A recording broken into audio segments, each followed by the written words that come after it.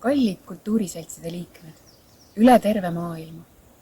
Koroonapandeemia on jätnud meie kõigi seltsiellu suured augud, kuid pole asja, mida hea laul ei parandaks. Seepärast esitab Pärnu naiskoor Leelo teile Kait Tamra suurepärase laulu Oma saar. Jääme ootama sügist, et rõõmsalt uut hooaega alustada.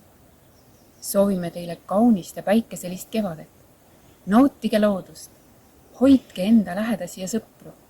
Olge terved ja peatse kohtumiseni tulevikus.